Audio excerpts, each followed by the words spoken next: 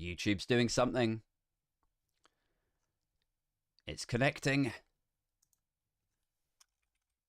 Boosh, boosh. Listen to Abe Thompson for an hour.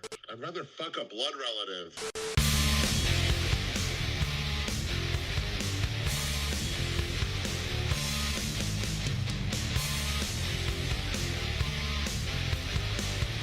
Yo, yo, yo!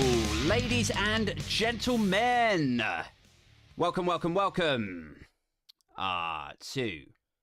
A Thompsin and Other Disappointments, to a special post-Christmas, pre-New Year edition of the podcast. It is episode 137.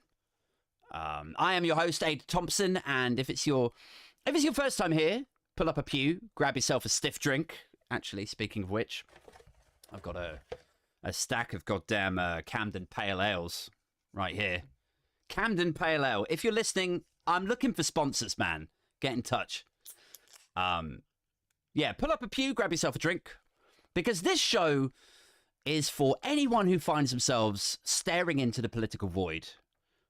Emotionlessly eyeballing this god-awful dystopian timeline in which we find ourselves. But also, it is indeed for anyone who wishes to ride the wave of gallows humor into the night. Let me be your light in a dark time, guys. I realize that makes me sound a little bit like Jesus, right? But fuck it, I'm going to let it ride. I'm feeling it, you know, co-opting the Jesus on his fucking birthday, pretty much. That's the right move, I think. And it fits right in with the whole cult thing as well. Gather now, people of the Booge, and come unto me, those who might feel sad. And, you know, some of you might be thinking, wait, hang on a second, are you going to make us feel happy? And I would be like, no, I'm not. I'm just going to give you more reasons to feel sad. I'll tell you the reasons I also feel sad, and then I'm going to let your brain do that sort of, you know, catharsis, empathy thing where you feel good, but only for having known that someone else felt bad, right? Like, you know what I mean? That sort of trick where somebody tells you why they feel bad, and so because you also feel bad, then that kind of makes it like misery likes company, that sort of thing. That is the trick of this podcast right there. And you know what? Like, maybe if I waterboard you with enough depressive fucking awfulness, you'll just sob in hysterics, you know? Just inconsolable hysterics. Right, so then later on, you think back, having listened to this podcast, you think back, your memory of it, you're like, well, I remember feeling good that someone else felt bad, you know?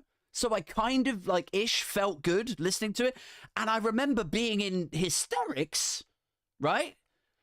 So I guess it was a good show, you know? That is the trick of this podcast. That is the USP. That's the sweet spot, the Jedi mind trick. Right there. We're on some, you know, culty Jedi shit here in this Binfluencer cult. And remember that, by the way. Yes, you know, I'm on social media, and yes, you might have found me on TikTok or Twitter or whatever. You know, yes, I'm putting out a shit ton of content, but we are not what you would call influencers here. We are Binfluencers. That is where, you know, I'm not inspiring you. I'm not, you know, pushing out some overamped, always positive, live your best life nonsense. We are Binfluencers instead here in this cult. It's not, you know, it's okay to not be okay. It's not that. It's everything is shit. Now pass the fucking brandy. That is very much the vibe of this podcast.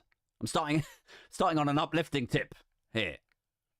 Anyway, speaking of the cult that I'm starting over on Patreon, here's my standard spiel.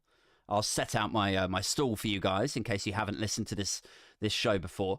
If you want the podcast 2 days before everyone else, and if you want access to the VIP Discord chat, that we have and the in-person meetups like the one we just did in Brick Lane. If you want first look for the tickets, you know, for like the live show, we're doing a live show in February, which is now sold out. 200 seats, I might add. Then, if you want all of that, join my cult of depressive humorists and, you know, binfluencers at patreon.com/Aid Thompson. And look, we're on 13 members now. That's pretty good. I'm pretty chuffed with that. 13 members. And, you know, I mentioned it's a cult, right? When it gets to 25, here's my commitment to you. When it gets to 25, I'm going to do a full-on Sunday service in London. The shit is going to reach parodic levels of cultiness, right? Like full-on pagan-y priest garms. You know, like, I don't know what you're thinking. You're probably thinking, you know, Jesus, fucking, what, 25 members? Like, don't let it get to, like, go to your head. Like, I am going to let it go to my head. I am going to wear priest garms and give a sermon. I am the Son of God. No, wait, that's too much. That is too far. But yeah, there probably will be, you know, a Sunday service or sermon-y thing, you know, a piss-takey thing like that. And there probably will be a little punch bowl that has Kool-Aid written all over it. And, you know, I think it'd be fun. Maybe I'll call the event Jonestown, you know. I'll walk around with, like, Jim Jones shades on to all the Patreon backers. Like, do you want more Kool-Aid? Do you want some more Kool-Aid? No? Drink up. Like, I don't know. I figure, like, here's the business plan with it, right? If you're interested. I figure as times get harder and people get more desperate, you know, people are going to get into the idea of a cult, right? Like, because it starts with populism. People get more desperate. They're more susceptible to over-promising and populist policies. Like, it starts with populism, believing whatever overhyped bollocks Boris Johnson or Trump foghorn at you. It starts there, but then as shit gets worse, which it inevitably will do. I'm sorry to tell it to you like that, but it will do. Things are going to get worse. It starts with populism and it ends with all-out cultism, right? And I am here to catch that train, guys, with this podcast. This is my time. So yes, look, if it's your first time joining us for this uplifting, positive, and life-affirming content, it's, you know, it's a humorous look at the world of politics and dystopia and whatever the fuck else I fancy talking about over a beer with you. If you're here for this and it's your first time and you're enjoying it or whatever, jump on patreon.com/Aid Thompson if you're into it. Anyway, look, let's get into it. Let's talk about what's been going on. Sometimes I roast the news. Sometimes I rip into current affairs. A lot of the time, admittedly. It's pretty much all I talk about. But anyway, other times I just, you know, take a break from that. Have a beer and talk about whatever the fuck is on my mind. And tonight is one of those times. What's been going on? Christmas has been going on. The hype is over. It's happened. You know, 2,000 years ago, in fact, it happened. But yeah, anyway, look, presents exchanged. The food is all gone. Wine bottles are all emptied. Now join me for the hangover. So how was your Christmas, dear listeners? How did it go for you? Did you get what you wanted? Did you get in a row with your dad? Again? Did Brexit come up? Did some mail reading great uncle start frothing about, you know, well, you know, 30 grand is 30 grand is actually a reasonable salary. To be honest with you, I don't know why they're striking. You know, so I think somebody's looking for a payday, aren't they? If you don't like it, don't work there. Simples. Was that your great uncle saying shit like that?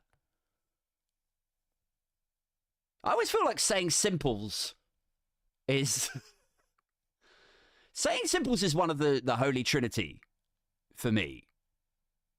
Like saying simples, you know, at the end of your sentence, punctuating it with that. It's one of the holy trinity. Saying simples, watching Mrs. Brown's Boys, and fucking Lad Baby. Those three together. Like, if you like one or all three of those things, you should be welded in a shipping container and left in the Arctic. You just fucking should. But anyway, was that your Christmas? Did you have to deal with that uncle? With that dad? That frothing? You know? Bloody nurses. They used to care about patients when I was a lad. Now they're just looking for a bloody payday. You know, that sort of thing. Did you have to deal with that? Like, did it take all the force of the Earth's gravity for you to not tip the fucking table over? Is this ringing a few bells for you, listeners? Were there other parts of the world left with no gravity? Because it took it all for you to keep your hands down from tipping the Christmas dinner over. People fucking floating in the air in Rio because gravity was busy in Leicester, holding you back from ruining Christmas and breaking your mother's heart. Christmas is a magical time. I don't know, man. It's funny, isn't it? I swear to God, if I did kick off about Brexit, right? If I did not keep this shit bottled up when relatives come out with utter fucking nonsense, if I didn't keep it bottled up, if I did just let it out, I would be the bad guy. I just would be. That is how it would be seen. Like, how about that shit? How does that work? You know? Like, if they lie or come out with, you know, just political bollocks, which I'm not, you know, I'm not letting this podcast descend into, you know, full-blown self-filleting back-pattery just yet. But I am going to say, like, I know a thing or two about politics these days. It's kind of my wheelhouse. So maybe I know better than them. I don't know, you know? But if I correct them, if I, in all my good grace and selfless familial love, if I let the truth unfurl into that exchange, I could promise you I would be the bad person in that scenario. In light speed. It would be, like, it wouldn't even be close. I would be seen as the bad guy for being, like, uppity or, you know? Like, if your uncle, and it could be an aunt, right? I don't know why I always go to uncles. Like, they have the, you know, hegemony of talking ill-informed, right-wing dog shit at the dinner table. But, like, I don't know. If your uncle, let's say it is an uncle for this example, if your uncle started talking some shit about the strikes or Meghan or lockdown in the same way they always do, you know, it's like they're possessed. It's like there's some levitating entity in a seance, you know, eyes rolled back, speaking in tongues, whatever bullshit Dacre and Murdoch want them to brainlessly retail out. You know, they're like, lockdown's killed more people than COVID, and Meghan knows that. And nurses should be grateful that they still got a job in a world with fake pandemics and useless jabs. You know, just speaking in tongues, retailing that shit out. Just nonsense. Seanced from the editorial corridors of GB News. If we did kick off when we heard that nonsense, it would be, oh, why do you always have to make a fuss there? Like, that is what it would be, right? And then you would be like, well, because Uncle Paul keeps talking rubbish that he read in a paper and none of it is true. 30 grand is not a reasonable salary in London for a nurse. Their hours have gone up. Their rents and gas bills have doubled. And then it'd be like, oh, you know what he's like, though. You know? Like, that hasn't happened in my family, right? No one is anti-vax or, riled up about Meghan or whatever. But there's been, shades of it. There's been, like, comments about immigrants here and there. We're in the neighborhood of that sort of shit. Like, so shit could have kicked off in years gone by if I had actually bothered to address the shit, right? If I'd actually vocalized my disdain for it, shit would have kicked off like that. And those would have been the responses. I can promise you. You know what he's like. But it's weird, isn't it? Because it's like, it always feels like in that setting, if you did pull them up on it, then you're the bad one for addressing the bullshit. Like, why do you always have to make a fuss like that thing? You'd be seen as a troublemaker for dismantling and aggravating your uncle. Like, it's not just me, is it? Like, if you're listening to this and you're about my age or younger, like, I'm 42. I think it would be like, oh, well, you know what he's like, like that sort of vibe. Or even worse, it would be seen as I'm being disrespectful. He's my elder. I should respect his opinions and his beliefs.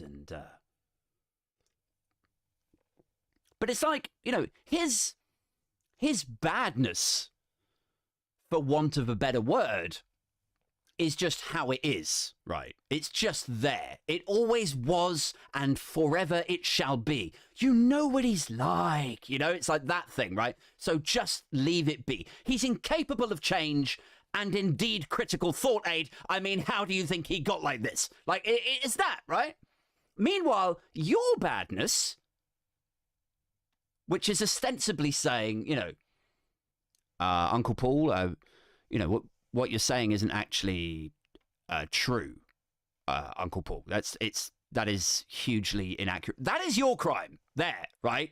Saying that. And yet that would be the greater crime. Like, how fucked is that? That you're sort of, causing trouble by shining a light on it. Right? You're a troublemaker.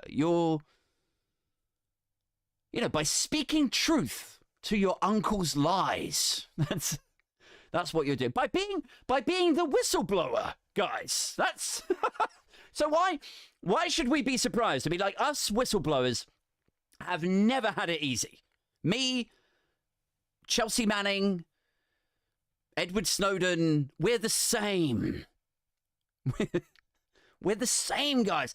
I am being shut down and ridiculed in my family for speaking out, for exposing lies, wherever they may be, at great cost to myself and those closest to me. I should win the Stuttgart Peace Prize, dear listeners.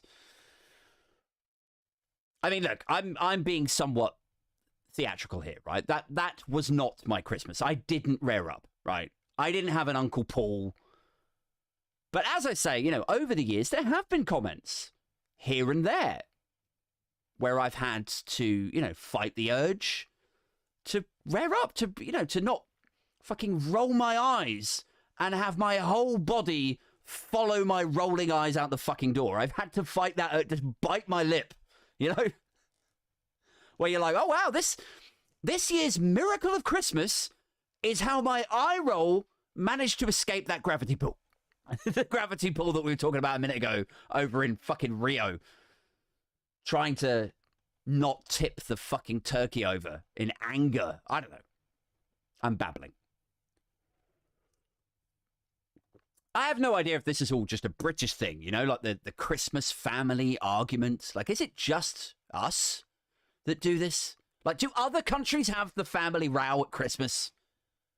Or is it like pantomime? Like, it's a sort of, it's kind of Christmassy, but no, like, you go to America and go, I went to see a pantomime. A fucking what? A pen of what? Like, Is a Christmas family row just a British thing? Again, not that we did it at my mum's place. It was, it's pretty tame. No arguments. No, raised voices or anything. But, the cliche is that everyone gets hammered. And I'm talking about, the British family row cliche, right? The cliche is that everyone gets hammered. Someone says something dumb about politics, or even something completely not political, right? Just something a bit sensitive. Something that's been bubbling under for years, perhaps. Someone just talking through their arse, and then maybe a younger, slightly more switched on niece or nephew corrects them, and this person can't stand being corrected. They feel attacked and hammered, probably. So they dig in, they back themselves into a corner, and then the whole shit res up, right? The whole shit. Like, that is the cliche British Christmas Day argument. Maybe it happens in other countries. I don't know. But I do quite like the idea of, like how we're British and we keep it all bottled up, right? Stiff upper lip. Manners at all times. But then once a year, once a year, it's a magical day that happens, and we just let fucking rip at the peace and people we're supposed to love the most. like I like that that's how a lot of British families operate. That one day a year, like it's so deliciously juxtaposed or whatever, like it's Jesus Christ's birthday. It's a time of celebration. It's a time for family. And we're like, no, fuck you, Daphne. You've been a leech on this family since you was a kid, And she's like, how would you know? But when I was a kid, you were always on the fruity in the British Legion. And he's like, oh, how dare you? You're no daughter of mine. And then she's like, if I was a leech, maybe I should have disguised myself as a fruit machine and you would have ploughed Mum's house deposit money into me then, wouldn't I? He's like, get out, Daphne. Get out, you've ruined Christmas. You've ruined everything, Dad. Like this fucking family rift just exploding. And then the mum would step in like, stop it, the pair of you. You're tearing the family apart. It's full on a British family explosive row out of nothing. So yeah, like, I don't know what your Christmas was like or what they're normally like in years gone by, but there's usually a comment here or there where you could rear up, if you wanted to. There's something there where you could just, go, right, that's fucking it, smash your pint glass in the corner of the room. But whether you do or not is kind of up to you. Do I want to ruin Christmas? Should I just, fucking take it on the chin, let it go? Like a typical example, right, of what I'm talking about. No one has said this in my family, but this is the sort of thing that I would hear from someone's other half or like an in-law or, someone like a sort of periphery family figure, right? Typical example. It would be like somebody saying, well, we tried to get away, didn't we, Shelley? We tried to get away, and then the queues were just awful, But I tell you what, it's nothing to do with Brexit. They keep saying it's Brexit, but is it, love? It's nothing to do with Brexit. Like, nobody said that shit in my family, but that is the sort of thing that somebody would come out with, Like, that is the sort of comment that sets me the fuck off. Because I know about this stuff, but I can't do anything because then I would be the troublemaker. You understand? You still with me, guys? So instead, what do? I just quietly exit the convo. I'm like, yeah, I just need to go to the loo. And then they'll be all like cheeky and funny. They'll be like, oh yeah, what, number one or number two, is it? I'll be like, it's neither. Just walk in the bog, lock the door, and sit there for 15 minutes. 15 minutes sitting in a toilet, happier trying to have a shit that I don't need than sitting out there listening to that nonsense. Like, that is a sort of normal example of what I'm talking about here. Just let that, sit in the bog and let that storm cloud of hate and judgment pass over, right? And then hopefully when I come out, everyone's raving about fucking Mrs. Brown's Boys or Love Island instead, right? Like, fuck me, I sound pissy tonight. Sound fucking bitter as fuck. I mean, look, cards on the table, guys. My Christmas was pretty tame. I'm just asking if that was yours. Like, if this rings any fucking jingle bells for you, I'm just peeling your onion here. I'm peeling back the layers of your trauma for my own amusement. And you know what? In reciprocation, fuck it, you can have mine. Because there wasn't really any ignorant comments or Brexity rows at mine, at my mum's. But it's not without its creases, right? Every family's different. Maybe you had a Brexit row. Maybe you had a COVID and mask and lockdown blowout. Every family's different. We have our own thing. So, anyway, look, we've covered yours, imaginary listener, who had that big blowout. You called your dad a fascist and tipped the Christmas tree over. We've covered yours, fantasy listener, who behaves precisely the way that I wish I could actually behave sometimes. That was yours, say, right? I shall now return with similar honesty. So this was mine. This was my Christmas. Here we go. I get up in the morning. Christmas Day, we open presents. The kids are adorable.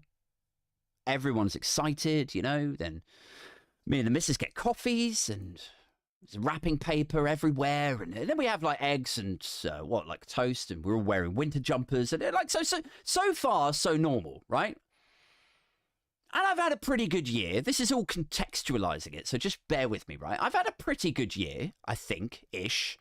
Like, I spent a large part of it, shitting myself inside out about the gas bill and about how much our mortgage is going to soar by next year. But podcast-wise, Funk27-wise is my website, in case you were wondering. Twitter and TikTok-wise, it's all been a bit of a blinder. Right? So things are going well. I have Patreons now. Quick doff of the cap, by the way, to the Patreons. What's up? I've just sold 200 seats in a show in February in London. And I'm not trying to sound all braggy here. I'm just saying, end of the year, driving home to your mum, who you don't see that often. And you're surrounded by other people you see even less. Right? And it's a natural time to reflect and to feel pride in what you've accomplished. And, yes, if I'm honest, perhaps to expect some level of validation, maybe, for my low self-esteem, maybe. Or, or just bare minimum, boilerplate, just to receive some interest in the things I've got going on. Some acknowledgement in how far you've come. So that's the context. Now let me walk you through this. So then we get to my mum and my stepdad's, where literally no one could give a fuck less what I say or think about anything. Like, it's the fucksometer is at 0. Just none. Just no fucks. Like, and look, some of you may have wondered, what kind of upbringing or family unit would be necessary if we wanted to create the kind of human who ends up so desperate to be listened to that he ends up talking to himself for an hour in his shed, living off the fumes of tweet validation. And you know what? You're about to find out. Lucky you. Consider it my Christmas gift to you, dear listener. Because honestly, like, I could do a stand-up gig in front of 150 people. And it could go great. And I could get established comedians coming up to me afterwards saying shit like, you fucking smashed it, Aid. You know, I could put that shit on Facebook where it's pretty much just me and my parents are going to see it these days. I could sell this show out in Soho, right? And no one will say shit about it at Christmas or whenever. It is honestly like the best kept secret. Like if you had a thing that you wanted no one to talk about, you should put it in my family group chat where no one will ever mention it again. It's like, you know, so my job's going pretty well. You know, I've got 3 direct reports. Just silence, you know, just complete disinterest, just fucking tumbleweed blows up. And even the tumbleweed looks around like, what the fuck happened here? Starts like, you know, desperately trying to blow itself away from this awkward as fuck family dynamic. Like even the tumbleweed is like, this is too weird. Like, I'm off. It's like they just really don't give a shit. You know? Like I didn't even mention like the Soho gig kind of thing because they just don't care. You know? Like what is the benefit of mentioning it? Of mentioning that show, no matter how significant it is to me and how important it is and what a landmark or a milestone I feel it is. What is the point mentioning it when I know that they won't care? Like it will just irritate me how little they care or how they don't acknowledge it. So just, you know, why even bother? Like what is actually essential information for them to know at this point in my life? When it's like, you know, I got promoted. I have 3 direct reports now. Should I tell them that? Like, yeah, do you remember my name is Aid? Do you remember I'm Aid? Like, is that essential information? Do they they just don't, I don't think they give a fuck about anything. Just zero fucks. My parents are in their fucks overdraft. Now, that is how few fucks they give about the intricacies of my life, guys. And I'm not even saying like it depresses me at this point, you know, it's just sort of funny, you know, like the contrast between, you know, when I turn up and the conversations that aren't, that just don't take place. Like my stepsister will get a new job and it will be headline news. Like the other one has just gone back to university in her 40s, right? And good for her. Fucking amazing. My brother will get a barbecue and the conversation will basically become a 30-minute advert for the barbecue. Like it's like to give you a bit of context on what does constitute elaboration and further analysis. Like my brother will get a barbecue and it'll be like, oh my God, like, and you say it does three different settings and it has a grill and 2 keep warm areas. Is that, where did you get it? And it was only $2.99. You said, like, they want to know everything about this fucking barbecue. And then there's me. And honestly, I know we're all going a little bit, you know, psychotherapist in this episode, but humor me. I feel like a fucking caricature in their biopic at this point. You know, just this paper thin, you know, extra that they cast at the last minute because the scene looked very slightly too light on numbers. You know? Which sounds really, you know, self-loathy or something, I guess. But it's not really, because the only way that manifests is by, you know, not feeling listened to and then doing shows like this, right? Like, but in the moment and, you know, in the broader feeling of being acknowledged or not being acknowledged, it doesn't, like, in that moment, it doesn't upset me, right? It just sort of, you know, it just is. It's just the way that it is, if that makes sense. I don't know if I'm really nailing this point. I'm sure it sounds very weird to you guys. But I just feel like I'm this sort of, like within our family and on this Christmas day, as everyone's talking, I feel like I'm, like, you know when you watch those movies and some of the characters are two-dimensional, you know? Just shit movies, 2D characters. Like, she's a lesbian, but that is her entire identity. She can't say one line without referencing her lesbianism. That sort of character, right?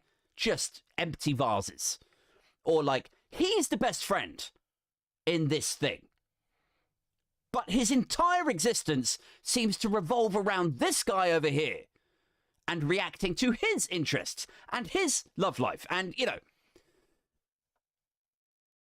and maybe this best friend guy is from a southern state, you know, maybe Mississippi perhaps, and then so all of his personality is rooted in stereotypes and cliches that a Californian writer would run to when he's thinking about what a southern state white guy might be. Like, do you know what I mean? Like caricatures, shit characters, two-dimensional, paper thin, no substance. That is me in my family around the Christmas dinner table.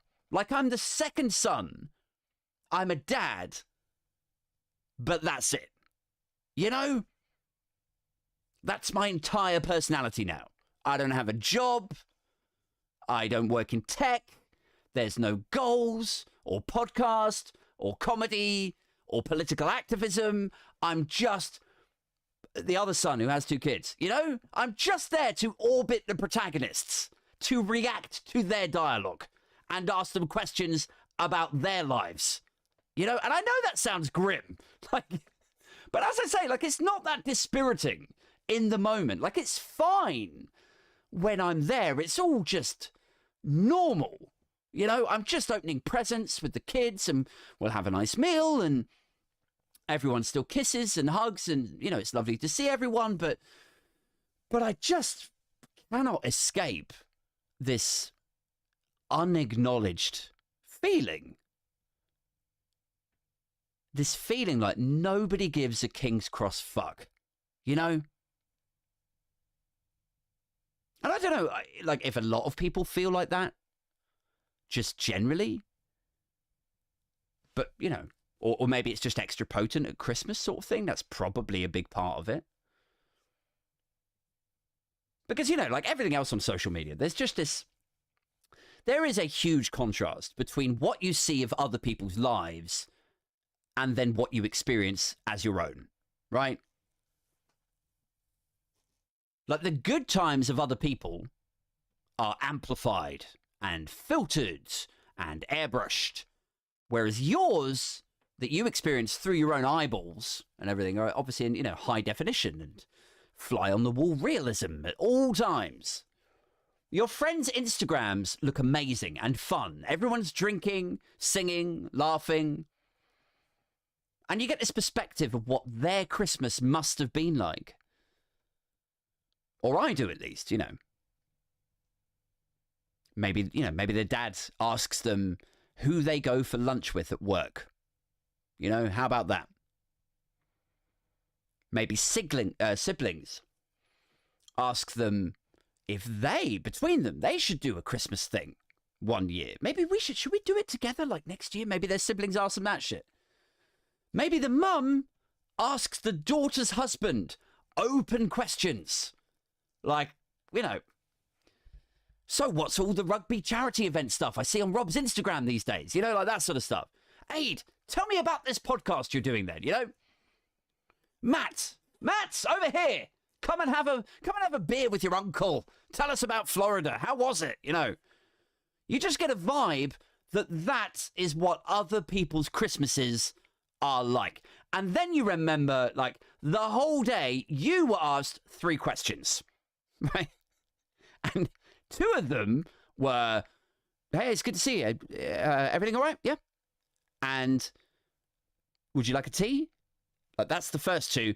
And then the third question was you asking yourself, why do I just have this inescapable black dearth inside me? answer the 3 questions that you were asked all fucking day. I mean, I'm over-amping this a little bit, right? Like, it's fine. I'm fine. It's just, maybe you think this is the sound of, a grown adult man with giant unresolved family issues, treating this podcast like it's a fucking therapist. And I should get back to riffing about Sunak and, the 1922 committee or whatever. But no, actually, this is my belated Christmas gift to you all. Like, if you were wondering what kind of environment might be necessary if we were to condition someone into talking to themselves for an hour twice a week who was desperate to be listened to. Now you fucking know. That was my gift from me to you, apparently. Quick swig. Cheers. I don't know. Like, does anyone else get that? Maybe it's being the youngest. Maybe it's just that it's Christmas time. Maybe it's we all don't know each other as well as we used to know each other, so there's that sort of divergence, and I long for feeling closer to people, Maybe it's just we all have kids now, and I've always got the kids around me. So it is impossible to speak at any length with any substance. Like, if you have children, you will know what I'm talking about. Like, sometimes I'll tell people in passing, right? Or indeed, I'll, joke about it on here that I self-medicate my way through the weekend parenting. I just do. And you'll get people saying, like, really? You drink around your kids, like, on the weekend? And I'm like, mate, from 3 o'clock on a Saturday, I am usually smashing back beers like I'm on a fucking stag night.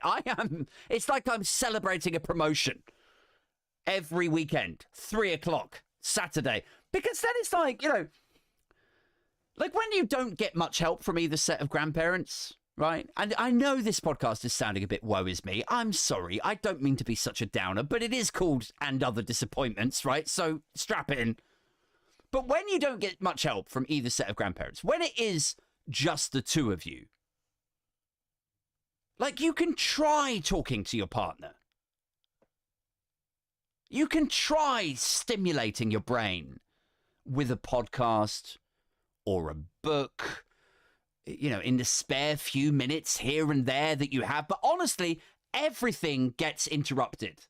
It just does. Everything. Like, you could try talking to your husband. You could try having that conversation that you're longing for.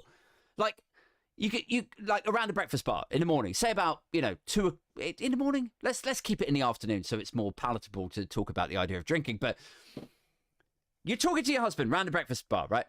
And you'll say something like, oh, I read a really interesting piece the other day about, and he'll be like, oh yeah, what's that about?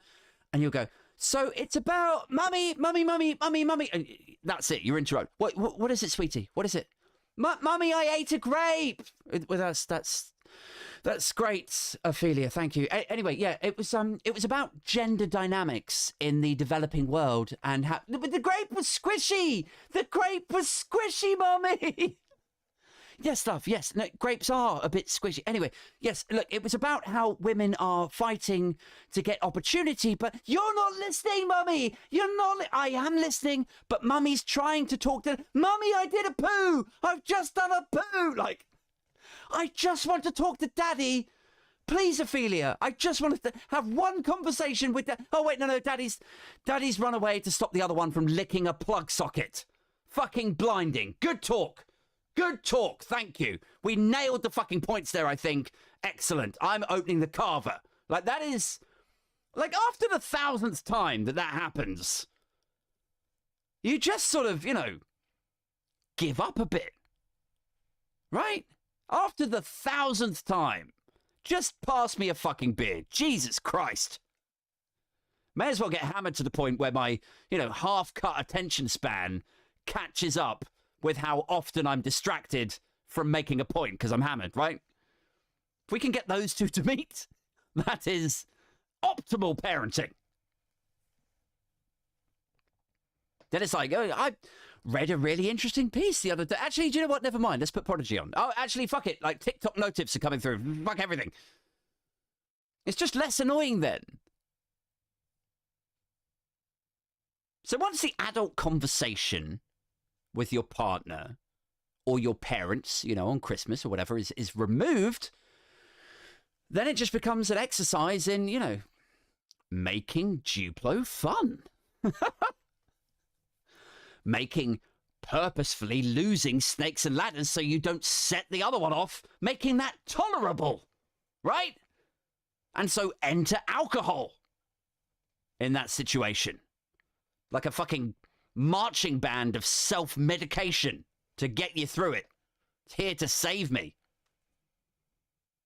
Now, just to circle back here, you know, obviously, if you're driving on Christmas Day and you're sober and everyone else is getting hammered, you don't have that medication to help you through it, right? So, I don't know, I guess the distraction and the interruption and people not really listening to you or giving a shit, I guess it just feels, you know, sharper, right? Maybe there's a bit of that to it. Like if the kids were kept busy, if we had a bit more help, if I could have a couple of beers, maybe I would have felt a little bit less sensitive. And I guess what I'm saying in a very roundabout way is, yes, drinking alcohol would have made me happier. Wow, Aid, what a fucking revelation. I'm so glad I tuned in for this with these intellectually stimulating conclusions. Is this Aid Thompson or the next project by Serial? I just don't know. So that was my Christmas Day. Again, not being listened to, and thank you for, you know, humoring me and sitting through that. My dad, by the way, let's really fucking dig into this, shall we?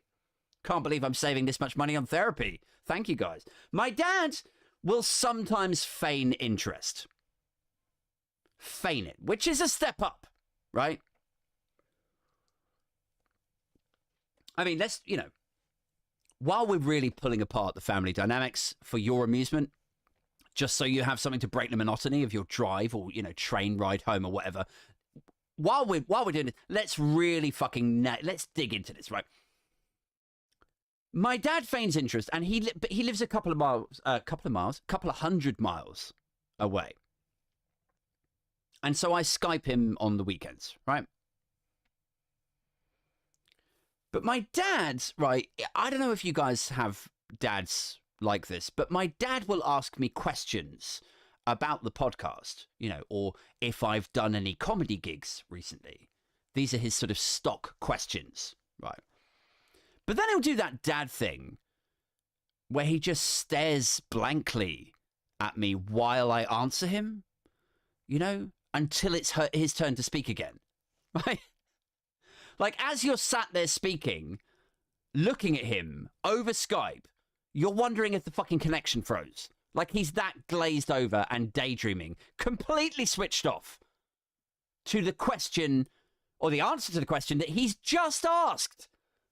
You know, I'm explaining something to him or answering him or giving him the information that he says he requires. And I'm looking at his face while I'm answering it, like, and I'm thinking consciously in my head, like, has my Wi-Fi gone? Like, no, that is him. He's just motionless. He's just staring into nothing. Like I'm obviously just that boring. He's that unengaged. None of this information is going in. Like, it's like he's buffering. You know? He's fetching the next batch of content from an API on dial-up. Like, it's that. So I don't know if it's a dad thing or if it's a my dad thing or an older parent thing. But that is what he is like. You know, he said his bit. Now I'm saying mine, but he's checked out. You know? So again, not listening, right? And some of you listening to this, if indeed you haven't glazed over and gotten bored, or, you know, or if your kids haven't interrupted you and now you're pouring out another fucking brandy at 2:30 in the afternoon, self-medicating yourself, and so on. If you're still listening to me now, you might be thinking, well, how do you know he's not listening? Because I fucking know, all right? I just know. Because he'll ask a question, I will answer it, and with a paragraph's worth of speech, right? But then he'll ask me something 7 minutes later that shows he wasn't listening to the answer to the first question, right? You understand? Because he would have known the answer to the second or third question if he'd listened to the answer of the first one. It's like a conversational slip-up, a telltale card, if you like. So an example, I guess, right? Here we go. Typical Skype call. He will ask me what my week was like, okay? Nice question to ask. Shows an interest. And then, so I will answer. And within that answer will be a line about, for example, how in my week I caught up with my friend Felicity in London, say, right? So it'll be like, so what have you been up to this week? Well, I caught up with Fel. Oh, cool, okay. How was that? Yeah, it was good. Yeah, we met up in a charmless but overpriced spit and sawdust pub just off Carnaby Street, actually. And he'll be like, oh, okay, yeah, that sounds good. Anyway, then we'll flip back to his turn to, him to answer back. And then it'll be this bit and he'll tell me about the dentist and how it costs £200 and then what his plans are for dinner that afternoon. And then, right, this is about 7 minutes later, then he'll go, so did you get up to London this week? And boom, there it is. I'm like, yes, Dad. Yes, I did. Fucking hell. Are you even listening? I just told you a minute ago I was in Carnaby Street. This happens every fucking week. Like, what is it? Is it even a conversation? Or are you just saying lines that you think someone should say in a conversation, but retaining none of the information I'm giving you? Then you ask me the same question again next week, or even 3 minutes later. But there's no value in me answering any of this, is there? Because it's not good. Like, why are you even asking me this? What value is this to either one of us? I mean, I say that's what I'm, that's what I'm like internally. Internally, I say that to myself. Never externally. I would never explode at him like that, Never shout at him like that. But that is how it feels. In case you were wondering. That is how it feels to be cross-parented, not listened to.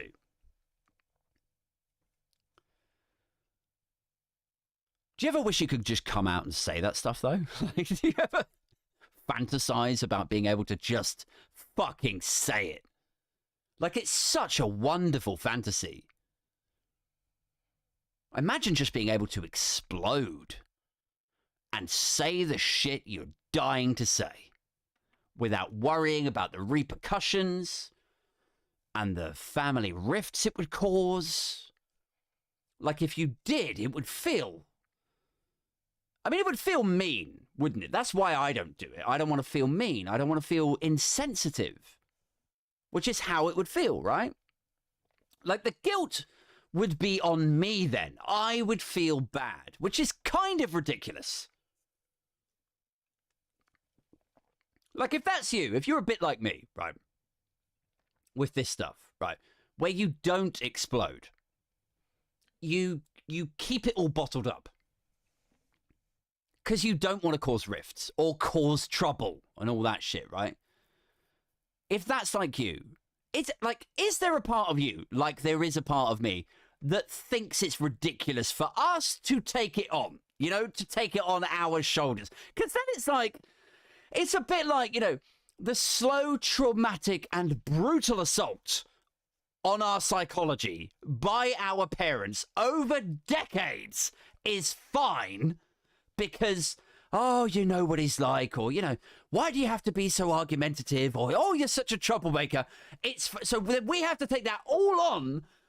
Why are you always causing a fuss? All of that shit. But raising your voice over turkey or on a Skype call... One time, I swear to God, it would be like, you ungrateful and wayward child. If I did explode, honestly, it would end up being some months-long silent treatment and family splitting grudge and shit. Like, you can't explode because a one-off comment of truth is somehow worse than the lifetime of trauma you're riddled with. You know, like I was okay with psychologically bruising and raising you with an unquenchable sadness aid, but I get off the bus at you momentarily raising your voice at me. Like, that is how it feels like. And it is fucking ridiculous. Anyway, look, that feels like a good point to pause here. Have a little beer. Cheers once again. Feels like a good point to pause here and answer some of the Q&A questions that I've appealed to you guys, dear listeners, and specifically the Patreon backers, who will get priority with the questions, of course, for obvious reasons. A doff of the cap once again to the Patreon backers. Thank you for your continued support throughout the year. So look, I have a few of them on here. Let's get into it. These questions need answers. And you know what? It's nice to answer questions from people who listen to the answers I'm giving them, you know? Yes, I'm a paid-up, card-carrying member of Team Bitter. So, anyway, here we go. Starting with the Patreon questions. Here we go. So, Kerry from the Patreon who would your dream guest be on the pod? So, who would my dream guest be? The person I would fanboy over the most would probably be Dave Grohl. And here's why, right? So I was a huge Nirvana fan back in the day, right? And obviously Cobain is dead, has been for a long time. I'm sorry if you're just hearing that from me now. That must be pretty devastating. But that happened a long time ago. And Chris Novoselic was the bass player, and he went a bit nuts and Trumpy. Grohl seems like a good egg.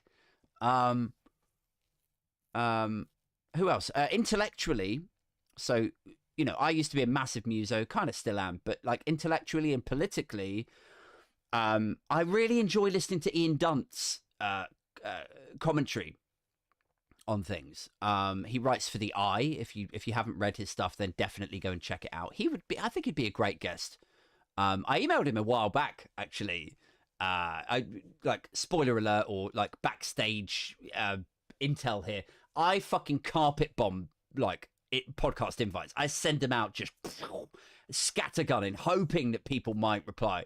But yeah, he was within my list. I was like, oh, please reply, please reply.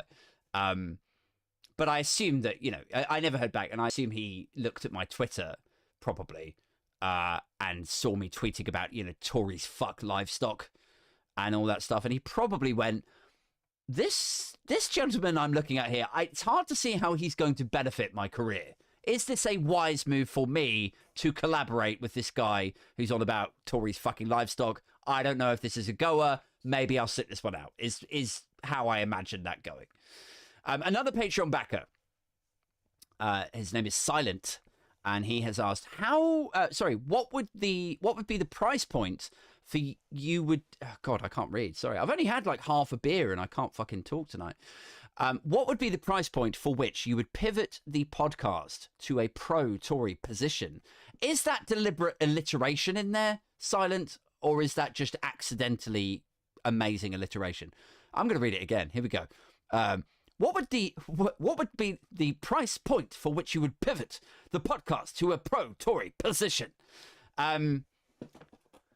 Okay, so how much would they have to pay me to compromise me is really this question, isn't it? And make me go true blue, home counties Tory, you know, really lean into my heritage. The thing is, right, so shady deals like that, man, they're kind of stupid on the part of the person who's trying to pay the person. On the part of the person who's trying to pay. I've got alliteration flying off my lips now. It's a dumb move by people who are trying to buy off someone like me. Because here's what would happen. I would take the money, right? I would jack up the fee. I'd take the money, and then I would just cunt them off 3 times harder. Like, I would use it as fuel for an episode of the podcast. Like, I would pay off my mortgage, fine, sure, you know. But then I would just start fucking ruining them, you know? And then they would be forced into this awkward meeting where they'd be like, I can't believe we paid Aid Thompson 500 grand to put out support. And then he just did 180 on us. Like, and somebody else would be like, well, yeah, he fucking hates us. Like, why would you pay him $500,000? You idiot. Like, and some, you know, fumbling Tory guy in CCHQ would be like, yeah, actually, yeah, I suppose in retrospect, that was a really fucking dumb move. So yeah, I'd probably take enough to pay off my mortgage, and then I would just do a 180 and fuck them over. Next question. Who would be your dream sponsorship? Both beer and non-beer related. Okay, so beer... Careful I don't knock my cable here and fuck the sound up. So beer related, Beavertown. Or Brooklyn Lager. I really like both those beers. Beavertown or Brooklyn. And then non-beer related brands, I guess fucking Superdry would be good because, you know, they're wildly successful, so they could afford to actually pay me properly. But also, I fucking love their stuff, so I wouldn't want to be a massive sellout and like partner with a brand that I thought was shit. So Beavertown, Brooklyn Lager, or Superdry, because I actually this isn't Superdry, but I do wear a lot of Superdry, so there you go. You can have that one for free, guys. T-Rex, also from the Patreon, says, Aid, you are in charge of the Cabinet Secret Santa. You have to get a gift for each member of the Cabinet. It's a crap gig, but that is what you have to do. Okay. What truly awful gift does each Cabinet member receive? Right, so... do you know what? I can't remember who's in this new Cabinet now. I'll try and refresh... I'll try and quickly go through some of the ones that I remember. So, Nadeem Zahawi is still in the Cabinet, I think. Obviously for him, pantomime horse outfit. That seems, you know, obvious, but also quite cutting. And like I say, paid up team member of fucking Team Petty. Let's do this. Who else? Grant Shapps. I would buy a pack of 3 name badges for Grant Shapps. Who else? Jeremy Hunt. No idea. No idea for Jeremy Hunt. I feel like he's just sort of emotionless. You know? He's got no issue attacking doctors and nurses. You know, no issues with austerity. Taking money and facilities from people who need them. All of that sounds bad, right? Sounds bad. But the upside is you could buy him a thing that he really needs or a thing that he really doesn't need, and the response would be the same. He's just emotionless. I think he's probably a psychopath. Maybe that's why he hates doctors, because they've diagnosed him. Who knows? But I think you could buy him a fucking egg, and the response from him would be the same. He'd be like, thanks very much for my egg. You know, the end. Okay, so who else is there? Michelle Donnellan, is it? Or Donnelly? She's the culture secretary now. She took over from Nadine Dorries, I think. Big shoes to fill. I don't know, man. Culture secretary. What would you get? Like, they always seem to be obsessed with woke and wokeism. You know, whether it's Dorries or Donnellan or oh fuck, what's the fucking guy that looks like the dude out of Game On? He's obsessed with woke as well. He used to be chair of the Conservative Party. Oh, I can't remember his fucking name now. It'll come back to me in a minute. Blonde-haired guy. But he's obsessed with woke and wokeism. Like, they're all of them are obsessed with it. And yet none of them can define what woke is. This thing that they all have such a problem with. They can't define it. So, as culture secretary, I would buy her a fucking dictionary. There you go. Right, next one. So I've got a few questions here from TikTok. So, Marge888 says, Room 101 question. What 5 things, could be people, institutions, technology, whatever, what 5 things would you cast into the oblivion? Okay, so, here we go. I thought about this one in advance. Here we go. House of Lords, CCHQ, not necessarily the Conservative Party, right? There is a distinction to make there. Because I think it's good to have balance. I know balance is a dirty word these days, right? But it's good to have a right and a left in the political sphere when it is centre left and centre right and they're arguing over, you know, the little things and how things should be smoothed out. Policy ideas that they could both have a different perspective. That is a good thing to have. But this current crop of conservatives in CCHQ with their donors and their second jobs and their 38 billion getting siphoned and their VIP fast lane fucking nonsense, just get in the fucking sea. I'm done with it, you know? So that's 2, right? Third one, corporate crossovers. This is not really political, so bear with if you're a political listener. Well, I mean, all of this episode has been me bitching about Christmas and my family and shit, so if you are a political listener and you made it through that shit, then you're fine with this. It's okay. Like, corporate crossovers are my bugbear, okay? Like, and if you're not familiar with the term, that's fine, because I've sort of just coined it. But you know when there's a sort of liberalizing technological shift, right? It's usually a product or a website or an app that comes along, like eBay, for example. Simple idea. You connect people from over here with people over there. This guy can buy an old coffee table from that woman over there, okay? Wicked. You've connected them. You take a little fee. Fucking amazing. But then the corporate crossover happens, right? So then you start getting Argos shops on eBay. You get, you know, brand new phones for sale, like W.H. Smith's selling pens on there. Like the first 3 results on your eBay search are from official outlets. You know, it's like, this is eBay, you fucking twats. If I wanted a shop, I would go to the shops. This is not part of the USP of eBay. And it's the same with Airbnb. You know, like, it starts off as a guy over here, connected to a woman over there. He wants to rent a room for a couple of nights in Dorset. She has a spare room. Boom. Now you can go on there and, you know, you've got your room, your weekend settled for your dirty weekend away when you're going to do God knows what to your mistress. Amazing. Great product. Good for you. Have fun. But now there's hotels on there. There's proper B&Bs. Like, get the fuck off here. That is a corporate crossover. My friend, I think it was it Lisa Cross or was it, I can't remember who it was now. Somebody was describing it to me on the podcast as the gentrification of product. And I think that nails it. I think it's like, you know, it starts off being something for quote unquote the little people like me and you to do, to make a bit of money, to connect, to sell things, to get some revenue or whatever. And before you fucking know it, big brands it's like the Shoreditch of digital. I know I'm laboring the point here, but that's what I do, right?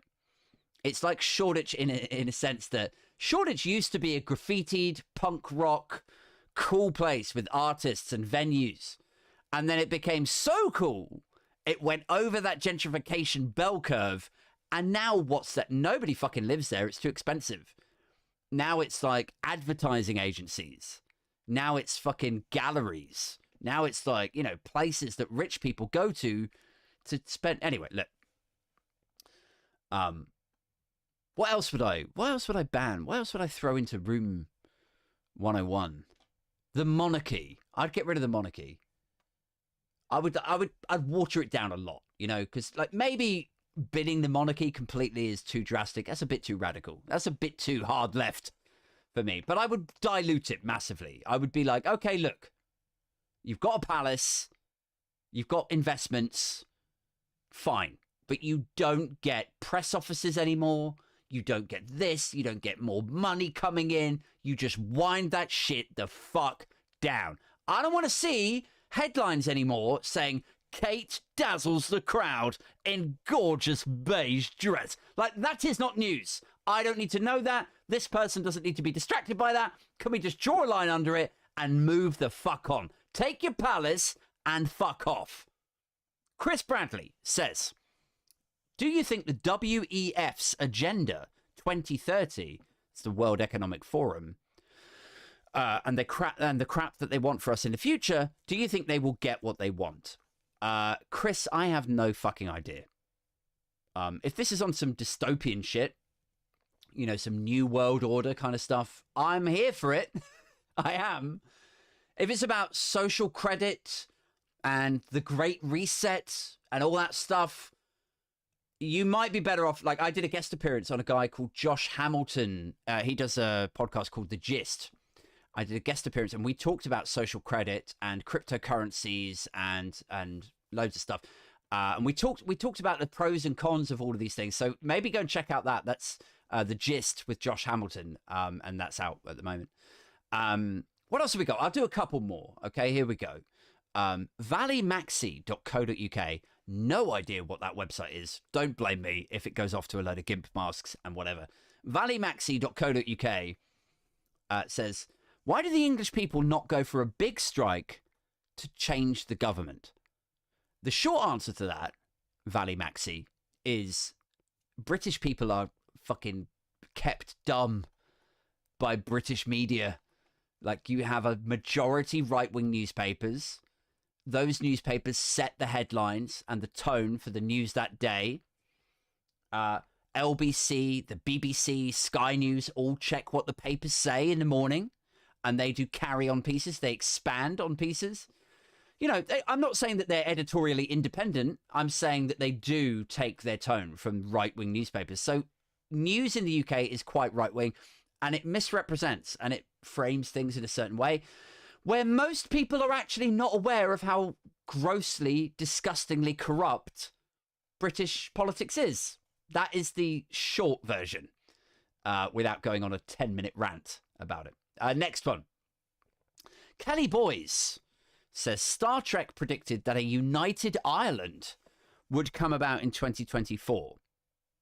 And Scotland have just proved that this is not a voluntary union. So do you see a continuing UK for the next 5 years?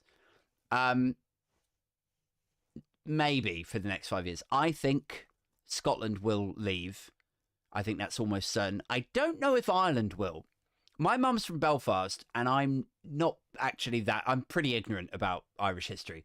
But what I do understand to be the case, and I'm happy to be corrected, what I do understand to be the case is that there are groups of people, significant numbers of people in Northern Ireland who identify very passionately as British.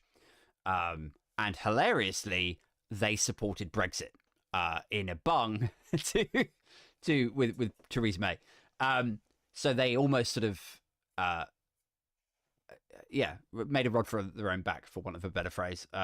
He supported Theresa May, who then slammed in Brexit, and now they are cut off as a separate trading entity from the rest of the United Kingdom, which they're not very happy about, hence the huge conversation around the Northern Ireland Protocol. But before, I don't want to go too deep into that. What I will say is that there's a lot of people in Northern Ireland who see themselves fundamentally as British, which is why if you go to parts of Northern Ireland, you will see a lot of Union Jacks waved around. And when you watch news footage of Northern Ireland, loads of Union Jacks in particular parts of Northern Ireland. And I think it would take a very charismatic leader with a lot of gravitas and vision and clever ideas to be able to persuade volatile parts of Northern Ireland that what they actually need and what is best for them is for them to rejoin the Republic of Ireland, with whom they have such a tumultuous history. As I say, I'm not totally across Irish history. There's a lot that I don't know, but that is what I understand to be the case. I just can't see Ireland healing those wounds in the next 5 years. Could be wrong, I didn't see the UK creating such division in the space of 5 years as we've seen. So fucking anything's possible. Spill the Beans says, this is an interesting one. Okay, so do you ever suffer burnout or similar from the constant shit show that is British politics? Do I suffer burnout from politics? Yes, I do. But it's, it's fine. It is chaotic. It is exhausting. It's depressing. But I usually just have a day off of it. I just won't make a TikTok that day, or it will be a day that there's no podcast that I need to do, or, you know, I'll take my kids to the park, or I'll solely focus on my job all day that day and do loads of one-to-ones, or, you know, distract myself from shit. Or I'll do a podcast that isn't really politically rooted like this one, where I've just been ranting about my family and Christmas and shit. Okay, look, we've got a little bit more time left because I don't have to go back in the house too quickly, but we'll do some Instagram questions now. So I put it out on all 3 platforms, right? And these are the questions that came back. So TikTok, quite insightful, right? Quite good questions on there. The Patreon ones, great questions also, as you would expect from the Patreon backers. Then you get to Instagram, and it's a different thing, right? What does this tell you about the demographic of Instagram versus the other questions that we've just had? What's your favorite drink aid? I'm going to say Beavertown. Nice and quick. What's your favorite drink? Fine, okay. Although right now I'm drinking Camden Pale Ale. Have I ever gone skinny dipping? I think I did once, actually. Yes. I think this is right. I think I got hammered at Maidenhead Regatta, and I jumped in with a couple of friends. But I think there's a risk I might be merging 2 memories there. Like maybe it wasn't the regatta night. Maybe it was just in the river that we also went to the regatta one time and got really hammered. Anyway, look, yes is the short answer. I have been skinny dipping. I'm almost certain of it. Have you ever watched Harry Potter? Fucking no. I don't. Like, I'm sure it's great, but I'm not into fantasy stuff. I cannot fucking stand it. I just can't engage. Like goblins, dragons, witches, you know? It's just not me. Give me a legal thriller about a corrupt official blackmailing a lawyer in New York or something. You know, that's my fucking jam. Have you ever cheated? No. My dad had an affair and it broke the family up. So no. Do you love your life? This is all so Instagram, isn't it? It's like, do you watch Harry Potter? What's your favorite drink? What's your favorite color? Do you love your life? What car would you have if you could have, like... Okay, so do I love my life? Yes, I do. I know I moan a lot. That's sort of what I do. I rant, I moan. I have the 2 most beautiful children in the world. Which is really, you know, that is quite lucky, I think. That is quite... I mean, what are the chances, guys? What are the chances that the 2 most beautiful children, separately, the top 2, would both be born into the same family under the same roof with the same father? I am incredibly lucky to have them. And I have a job that I really enjoy, and I love doing the politics stuff and the podcasts. Like the engagement that we get and the conversations we have, and the Patreons are wicked. I'm really enjoying building that community. God, I sound like a right twat, don't I? Building a community. But yeah, I do. And my girlfriend is, you know, she'll do, won't she? She's passable. Okay, couple more questions and then we really are done. So, are you going to get a tattoo?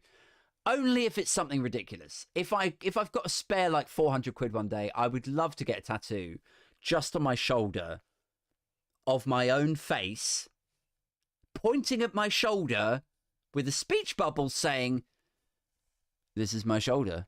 Like, that is, like, whatever tattoo I do end up getting, it has to be fucking ridiculous. And that would make me laugh every time I got out the shower. So that is, if I'm going to get a tat, it would be that. Maybe I'll set up like a crowdfunder. And if you all are willing to pay for that ridiculous tattoo, I will get it. I promise you. How many selfies do I take a day? Fucking none. Like, maybe it's self-consciousness. Maybe it's like, you know, not having a high opinion. Like, my teeth are fucked. My ears stick out. I look like a rat. I do TikToks already, and I have to, when I look at the comments, I have to see my face in the back. I'm self-conscious about how tired I look. Like, nobody needs to see. You already know what I look like. The only time I take a selfie, really, is if, you know, my profile picture has got really old, or if I need like a new promotional. Like, I had to do one today, actually, weirdly, because the thumbnail for this episode, I wanted me like photoshopped on Jesus standing on a cross, you know, and I had to get the angle right. I didn't have a picture of my face from that angle, so I took one then. But that's about it. I'm not really a big selfie guy. I hope my Instagram feed doesn't have an awful lot of selfies on there, because I don't really do them that often.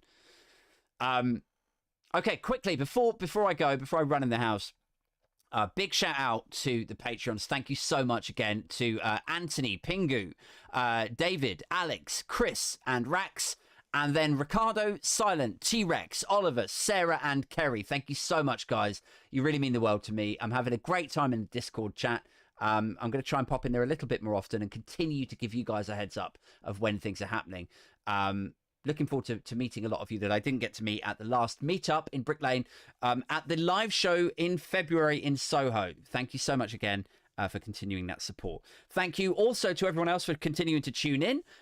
Once again, I do one solo show every week on a Wednesday, and then I usually do a guested show on Friday. This Friday night, my guest is returning favourite, John Left of the Countryside. Super psyched to get him on. And yeah, until next time, stay safe, guys. Really wishing you the best for 2023. Keep it booge. Keep it #Binfluencer. Until next time.